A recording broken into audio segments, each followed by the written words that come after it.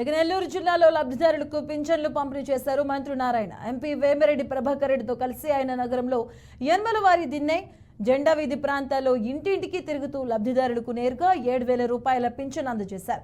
ఇచ్చిన మాటకు కట్టుబడి వాలంటీర్లతో సంబంధం లేకుండా లబ్ధిదారులకు అధికారుల ద్వారా పింఛన్లు పంపిణీ చేస్తున్నామని మంత్రి నారాయణ అన్నారు.